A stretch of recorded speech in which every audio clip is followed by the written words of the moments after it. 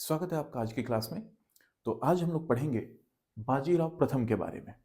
इसकी पिछली क्लासेस में हम लोगों ने पढ़ा था किस तरह से मराठा साम्राज्य धीरे धीरे अब उनके जो छत्रपति का शासन है धीरे धीरे कमजोर पड़ रहा है और पेशवाओं का काल आ रहा है।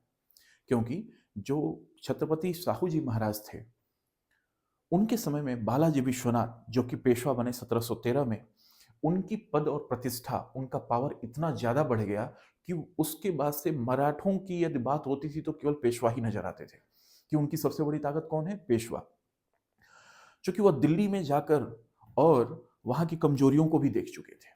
इस बात की चर्चा मराठा जब वो वहां से लौट कर आते थे तो होती भी थी, क्योंकि इनसे ज्यादा पावरफुल उसमें भारत में केवल मुगल ही थे। उस समय भारत की यदि बात की जाए, पूरे भारत की, तो दिल्ली में जो मुगल सम्राट थे उनसे ज्यादा पावरफुल केवल मराठे ही थे। इनसे ज्यादा पावरफुल कोई था नहीं। लेकिन अब मराठों की शक्ति बढ़ानी थी उत्तर भारत में भी। तब तक 1720 में बालाजी विश्वनाथ का देहांत हो जाता है और उसके बाद से उनके जो लड़के थे बाजीराव प्रथम, यह मराठा पेशवा बनाए जाते हैं। किसके द्वारा? शाहू जी महाराज के द्वारा। क्योंकि उनको पता था कि इनके पिता के ही मदद से वो छत्रपति बने थे और इनके अंदर भी वो सारे गुण थे।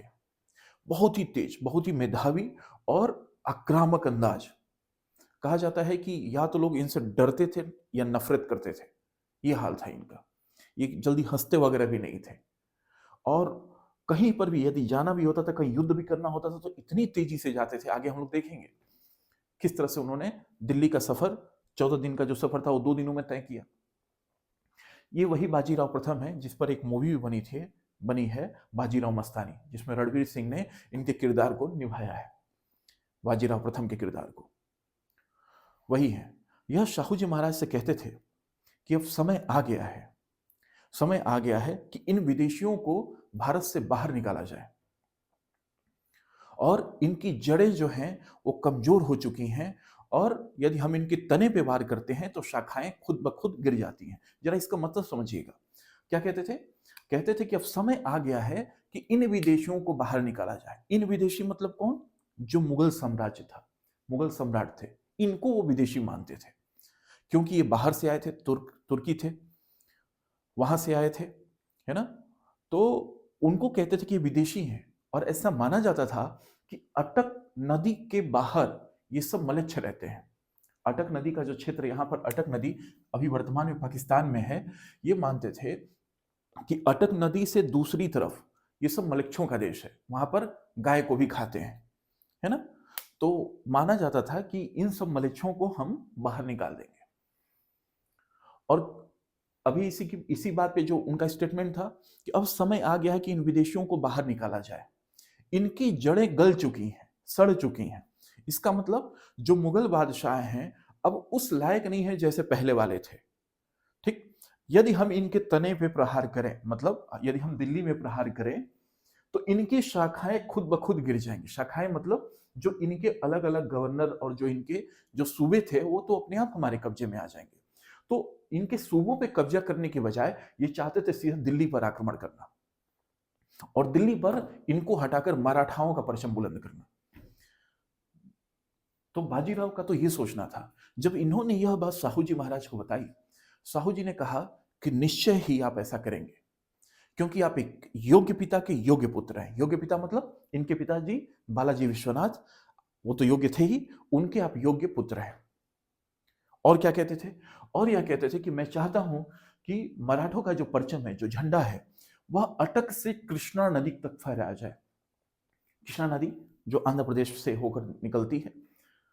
तो ये मानते थे कि इसमें जो, क्योंकि इन्हीं इसके बीच में ही मुगलों का साम्राज्य फैला हुआ था, वो चाहते थे कि उनको हटाकर हमारे मराठों का साम्राज्य यहां तक फैल जाए। ठीक है? इसी बात पर वो कहते थे कि मैं एकदम जानता हूं कि आप ऐसा करेंगे, मुझे दृढ़ विश्वास है, क्योंकि आप एक योग्य पिता के योग्य पुत्र हैं। इसी में जब ये जब यह क्या बन गए, पेशवा बन गए, तो क्या होता है कि अब आसपास तो भाई जब यहां पर ये बने हैं, आसपास के पहले क्षेत्र को कन्क्वेर करेंगे, यहां पर जीतेंगे तभी तो आगे बढ़ेंगे। वही हुआ। अब थोड़ा सा मैं आपको पिछली क्लास में ले चलता हूं, उस क्लास के बाद से हम लोग फिर क्या करेंगे, आगे के समझेंगे कि क्या हुआ।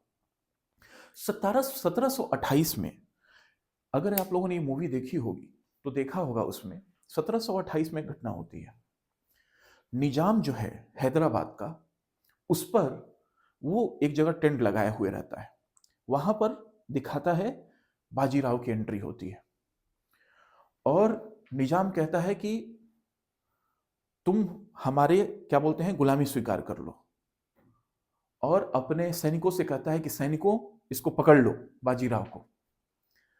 अब उस समय बाजीराव क्या कहता है, रणवीर सिंह क्या कहता है कि गौर से तो देखो, वो तुम्हारे सैनिक हैं कि हमारे, ये हमारे सैनिक हैं।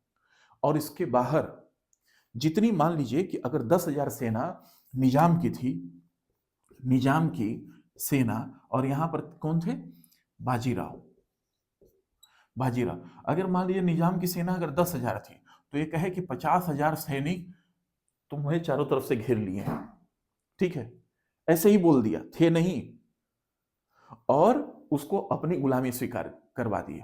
और क्यों हुआ, निजाम से ऐसे क्यों वो भिड़े, जरा समझिएगा।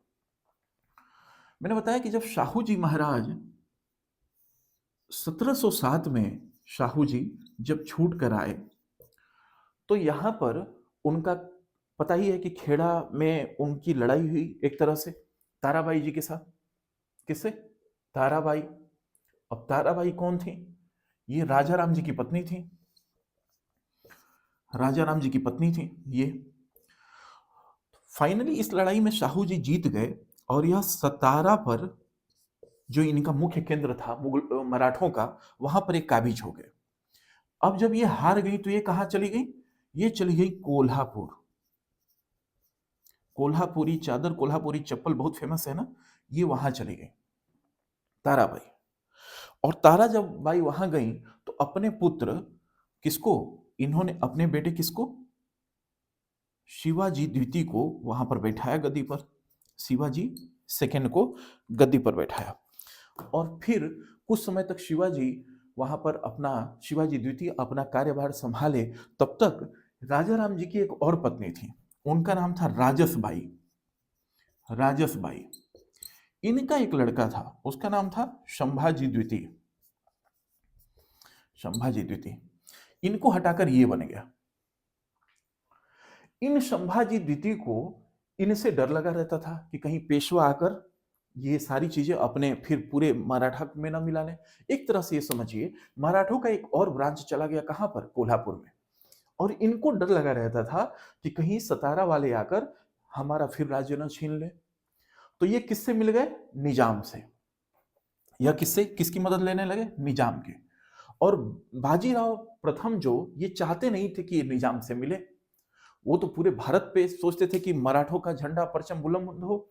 तो वो समझते थे कि ये सब जगह पूरे भारत पे हम ही रहें। तो कोल्हापुर भी तो उसी के अंडर में आएगा, कोल्हापुर। अब निजाम मानता नहीं था, निजाम तो हेल्प करता था। निजाम जब हेल्प करने लगा, इसलिए बाजीराव ने निजाम पर आक्रमण कर दिया।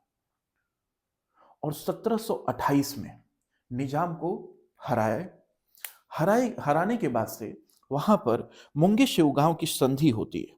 किसकी संधि होती है, मुंगी शिवगांव की, ठीक है, मुंगी शिवगांव,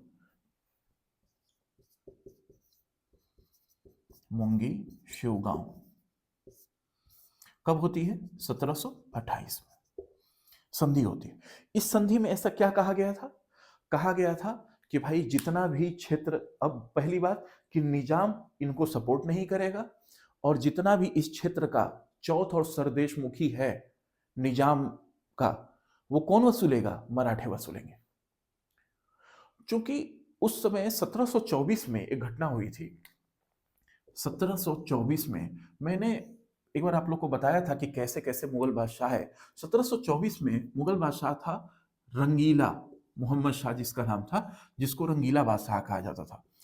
क्योंकि वो लोग, उनके लक्षण जो थे ना, वो मुगल सम्राट लायक थे नहीं। तो उसी समय ये हैदराबाद के निजाम क्या किए, अपने आप को फ्री कर दिए, कहे कि नहीं, हम अब आपको टैक्स वगैरह नहीं देंगे, जो यहाँ पे वसूल होगा वो हम ही रखेंगे। निजाम ने अपने आप को फ्री कर लिया उनसे। ऐसे ही सादत खान ने अवध में कर लिया, ऐसे ही बंगाल में अलीवर्दी खां, ठीक है। तो इन लोगों ने क्या कर लिया, अपने आप को फ्री कर लिया। अब फ्री करने के बाद से फिर हुआ क्या, वही निजाम क्या कर रहा था, यहां पर चौथ जो भी टैक्स था वो वसूल रहा था दक्षिण भारत में। अब मराठे कहे कि यहां से चौथ और सरदेशमुखी हम वसूलेंगे। यहां पर बाजीराव प्रथम ये जीत जाते हैं और बोले कि चौथ एवं सरदेशमुखी, सरदेशमुखी हम वसूलेंगे। चौथ मतलब कितना, 25%, जो भी इनका उपज या जो भी चीजें होती थी उसका 25% लेते थे, और सरदेशमुखी की होता था 10%। 10% मतलब उस उपज का कितना, हम लोग ये सारा हम लोग लेंगे, मराठे। निजाम मान गया, निजाम मान गया। अब इस तरह से इसका मतलब इधर पूरा किसका क्षेत्र हो गया, यह क्षेत्र हो गया मराठों का। अब मराठे चाहते थे यहां से ऊपर तक जाना, अब यहां से थोड़ा सा आगे बढ़े मालवा की तरफ।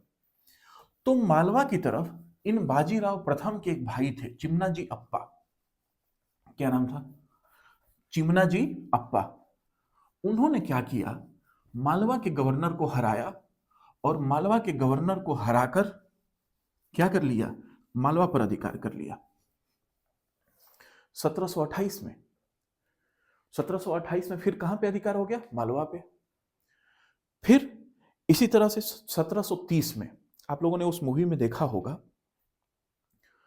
कि बाजीराव एक टेंट में है और निजाम से उनकी संधि हो चुकी है। उसके बाद मंगेशो गांव की संधि, उसके बाद से बाजीराव कहते हैं हम सतारा की तरफ कूच करेंगे। तभी एक लड़की आती है मुंह बांधे हुए, दीपिका पादुकोण, और वो कहती है कि हम लोग संकट में हैं और मैं छत्रसाल बुंदेला की पुत्री हूं, आप हमारा सहयोग करिए। क्यों करिए, क्योंकि उस समय देखिएगा बुंदेलखंड मतलब ऐसे ये क्षेत्र समझिए, बुंदेलखंड, उस समय ये लोग यहां पर थे। वो आकर बोले कि आप हमारा सहयोग करिए। इन्होंने बोला क्यों, क्या हो गया, तो कहीं कि इलाहाबाद का जो गवर्नर है, इलाहाबाद का मोहम्मद खां बंगस, बंगस मैं लिख रहा हूं, ठीक, बंगस जो है हमको क्या कर लिया है, एक तरह से कैप्चर कर लिया हमारे पूरे किले को। तब क्या होते हैं, बाजीराव कहते हैं कि अब हम सतारा की तरफ न जाकर हम लोग ओरछा की तरफ चलेंगे, क्योंकि एक हिंदू राष्ट्र है, ओरछा एक हिंदू क्षेत्र है, और हम लोग उसका सपोर्ट करेंगे अपने हिंदू भाई बहनों का। चल दिए वहां पर, और जाने के बाद से बंगस को बहुत बुरी तरह हराया और ओरछा पर जाकर उनको उनका राज्य वापस दिलवाया। इससे बड़े खुश हुए ओरछा के जो राजा थे, और उनको आधा ओरछा की जागीर दे दी, है ना, जिसमें कालपी था, झांसी था, ये सब जो क्षेत्र थे उनको दे दिया। किसको, मराठों को। तो समझिए अब मराठे ऊपर की तरफ बढ़ रहे हैं, मराठे ऊपर की तरफ बढ़ रहे हैं। समझिए कि बाजीराव का जो क्या बोलते हैं, जो एक उनका पूरा एक व्यक्तित्व था, इस तरह से हो गया था कि वह जहां जाएंगे वहां जीतेंगे, जहां जाएंगे वहां पर जीतेंगे। तो 1730 में तो ये हुआ। 1732 में अब देखिए ये जो एरिया है, ये एरिया, ये जैसे इंदौर और क्या बोलते हैं उज्जैन, ये सब मालवा बोला जाता है, मालवा। तो 1732 में ये क्या कर दिए, मालवा पर आक्रमण किए, मालवा पर आक्रमण, ठीक, मालवा पर आक्रमण करके उनको हराया, और पूरा मालवा का क्षेत्र जो है क्या कर लिए, स्वयं ले लिए। 1732 में इन लोगों ने ले लिया मालवा का पूरा। मालवा के साथ साथ ही हुआ क्या, इस समय गुजरात, इन्होंने गुजरात पर भी आक्रमण कर दिया 1732 में ही। गुजरात पर आक्रमण किया। यहां पे अब देखिए मराठे धीरे धीरे ऊपर की तरफ जा रहे हैं, गुजरात पर आक्रमण करिए। गुजरात पर आक्रमण करके वहां के अभय सिंह गवर्नर थे, जोधपुर के एक राजा हुआ करते थे अभय सिंह। अभय सिंह वहां के गवर्नर, जब उनको पता चला कि बाजीराव आ रहा है, वह छोड़कर और चले गए जोधपुर, लड़े ही नहीं। बाजीराव का एक खौफ था राजाओं में, ठीक है, कि यदि बाजीराव आ रहा है तो भाई वो छोड़ दो। और सोचिए मालवा जो क्षेत्र है, ये क्या बोलते गुजरात का जो क्षेत्र है, यह मुगलों के लिए भी बहुत ही आर्थिक दृष्टिकोण से बड़ा ही आर्थिक और सामरिक दोनों दृष्टिकोण से बहुत ही महत्वपूर्ण था। आर्थिक क्यों? क्योंकि यहीं से वो लोग व्यापार करते थे, जंजीरा पोर्ट वगैरह ये सब था, है ना? और यहाँ पर उन्होंने आक्रमण करके पूरा गुजरात का क्षेत्र अपने अंडर में कर लिया 32 में। कौन? ये बाजीराव प्रथम ने। अब जब वहां पर कर लिए तो उसी के पास में क्या होता था कि जब मराठे व्यापार करना चालू किए तब तक वहीं पे सिद्धी कम्युनिटी के लोग रहते थे। सिद्धी,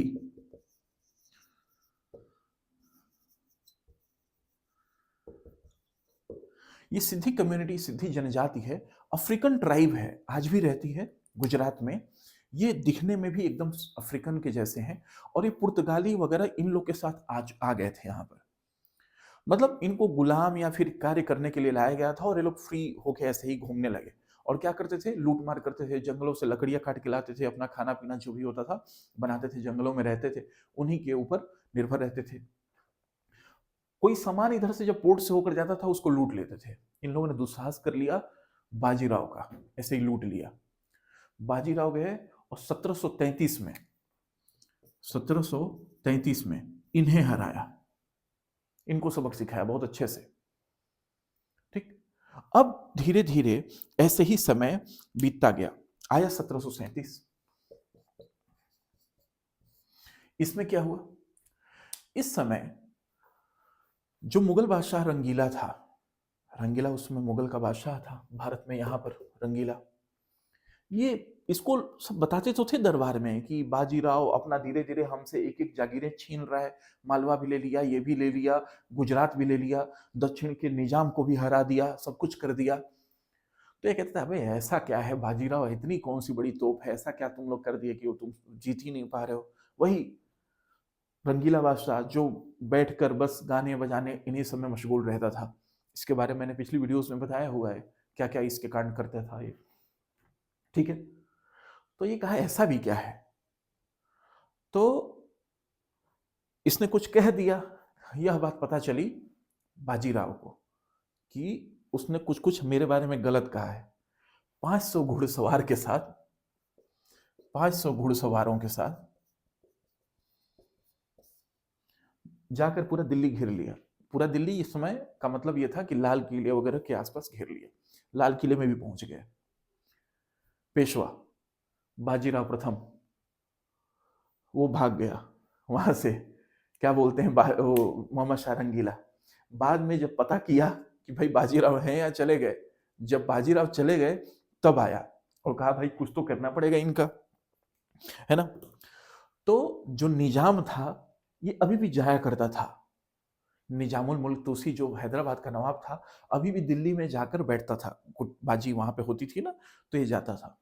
ये कहा कि ऐसे कुछ नहीं, बल्कि एक बार हार चुका था 1728 पालखेड़ा के युद्ध में, जिसके बाद से मुंगेर शिवगांव की संधि हुई थी। कहा कि ऐसा भी क्या है, मैं जाऊंगा और देखूंगा क्या होता है वहां पर। 1737 में जब फिर ये बात पता चली बाजीराव को कि वही निजाम फिर हमसे लड़ने आ रहा है, तो कहे कि तुम आओ बेटा, और गए और भोपाल में यहीं पर निजाम को हराया, निजाम को भोपाल में हराए।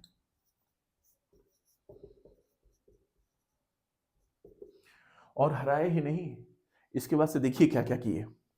समझिए कि पूरा वर्तमान का मध्य प्रदेश, पूरा जिसमें मालवा, चंबल, जितना नर्मदा नदी का जितना क्षेत्र था जहां से मुगल वसूल करते थे टैक्स, वह सब कुछ अपने अंडर में ले लिए, है ना? समझिए ये उनकी दहशत थी, यह उनकी दहशत थी, पूरा उनके अंडर में आ गया। अब इससे क्या होता था कि देखिए जैसे जैसे एक एक क्षेत्र विजित करते हुए जाते थे, जीतते हुए जाते थे, वहां से जब टैक्स आता था तो इनका क्या होता था, इनका खजाना और बढ़ता था। और इनका खजाना जब बढ़ता था तो ये लोग सैनिकों को बढ़ाते थे। और ये चूंकि क्या करते थे, सैनिक को प्रशिक्षित भी करवाते थे बहुत अव्वल दर्जे से, सारा साजो सामान मंगवाते थे, तभी तो लोहा ले पाते थे दूसरे से। दूसरी बात, कहा जाता था कि ये बहुत क्विक डिसीजन लेते थे और बहुत तेजी से आक्रमण करते थे। जब तक अगला दुश्मन सोच रहे तब तक उसको चारों तरफ से घेर कर मार डाला, इस टाइप वाला इनका हाल था। ऐसे ही बीतता गया। उस समय यूरोपियों में पुर्तगालियों का बड़ा मतलब चल रहा था। उनका दबदबा थोड़ा-सा ज़्यादा था। पुर्तगालियों ने, क्योंकि आपको मैंने मतलब अगर शुरुआत क्लास अगर आप लोगों ने देखा होगा तो उसमें बताया था कि पुर्तगाली अकबर की भी जहाज से कार्टेज वसूलते थे। मतलब उनकी जहाज बिना अगर उनको पैसे दिए हुए जाती थी, तो कहते थे हम डुबो देंगे, उनसे ही वसूलते थे। उन्होंने गलती कर दी कि बाजीराव की जहाज को पकड़ लिया, बाजीराव की जहाज को पकड़ लिया। यह बात बाजीराव को पता चली, कहे कि अबे तुम्हारी इतनी हिम्मत कि तुम आकर हमको पकड़ लोगे। गए और 1739 में ये पुर्तगालियों को हराए।